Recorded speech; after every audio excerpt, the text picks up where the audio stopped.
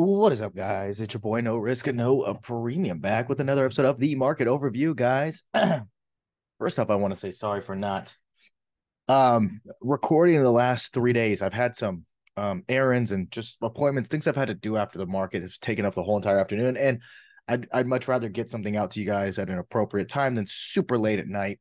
So anyway, back to normal schedule here. Going to be doing this every single day from here on out. For those who are new to the channel, guys, hit the like, subscribe button. We go over ES, SPY, QQQ, IWM, and I think I'm going to start adding in some Apple, or maybe some of the big weighted stocks in SPY and QQQ. If you guys like that idea, guys, comment below.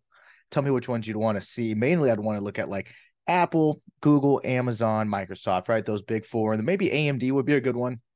I know that's a more semiconductor, but still a great ticker to play. And the reason why is because when the market gets in a chop zone or a balance zone like this, right, or a flag, things get hard to trade. The indices become extremely, extremely hard to trade. It's very, very tactical trade. It's always good to go into an individual name. Why? It forces you to buy time, and those levels are truly respected, and they're not as trappy, usually, is what I have noticed. Okay, but now on to the charts for the remainder of this video. Guys, you always start with the economic data coming out. No pre-market data, as you guys can see. No big pre-market data. The only thing we're going to be looking at 30 minutes after the market opens, we have some construction spending, ISM data, et cetera, et cetera. It's going to be this big guy here. That's an hour and a half into the market open. Chair Powell speaks then. And then he also comes on and speaks later on. Hold on. He speaks here. He speaks again, but I don't know if they have it. They have it on Market Watch. Let's take a peek here. Yes. So 2 p.m. and 11. He's on twice. Okay, so if there's any excuse for you to be one and done tomorrow, go book your tea time. Get away from the screen. Some fuckery could happen because when the market, when he talks, the market listens. So basically, you don't want to be caught in the middle of a trade that's getting completely fucked up if he's coming on and saying something overly bearish, overly dovish. If not, we got wicks up, wicks down, etc. Just killing premium. Plus, it's Friday. We know the rules on Friday are one and done.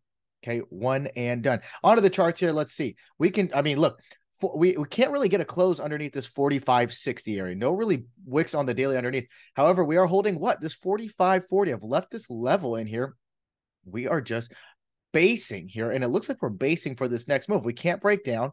We have nice buy volume, nice wick down. To me, I think we're going to go ahead and try this 4,600 tomorrow. So as long as 45.60 overnight session, 45.60 or 45.40 hold, just depends which one it is. I think this 45.60 would likely hold overnight into tomorrow morning. We're basing on top of this old supply. I think we're going to eat through this supply totally, go up to 4,600, 46.20 is going to be that top number. So it's about 50 points to the upside from here. I still think there is R&R, although psychologically it's hard to take calls after we've run, 400 points or whatever. It's been something insane, 500 points.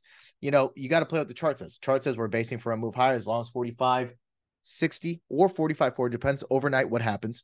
Okay, we have no idea, but 45.60, if that's going to hold tomorrow, I'm going to look for the move back to 4,600, 46.20 ish, because between 46.20 and 46.35 we can see this a possible reject up here. There is a double top up there, very, very high risk double top reject if you are looking for it, if you want to get risky on this Friday. Onto the SPY chart, gonna be looking at pretty much the same thing here. We are glaring at so many gaps to the downside, but bulls are resilient.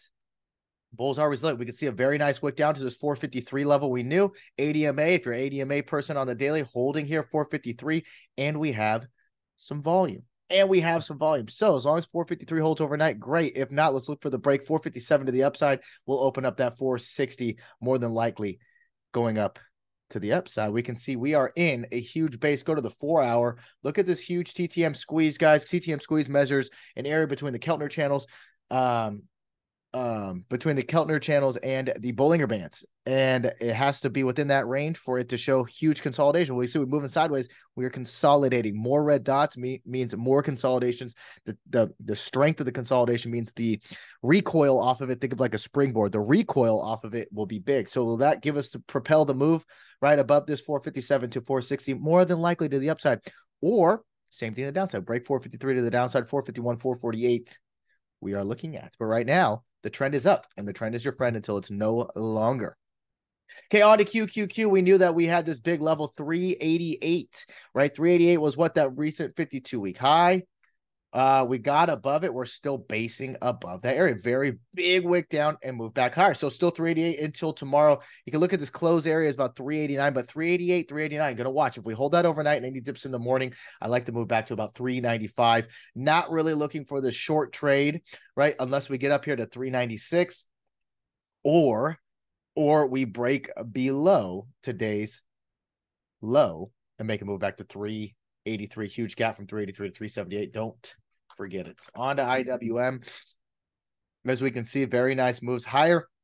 It's just consolidating. It looks like we might want to trade out this 182. So tomorrow's going to be all about 182 here on IWM. Look for dips, micro dips into about 178, 179 to hold. If they do, look for this 182 test. Okay, you can't take puts on the reject. However, it looks like we are just basing to get this thing higher, break and hold there, 185, 188 to the upside. And guys, last but not least, I'm going to look at this chart here.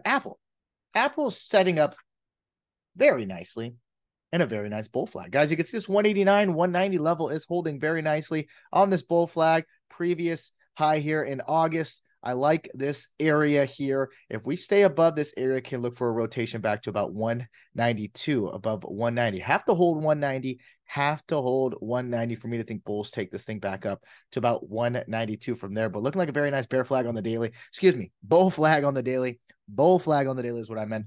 Very nice bull flag. So let's see how that plays out tomorrow. So let's watch, get some maybe 191, 190 calls queued up.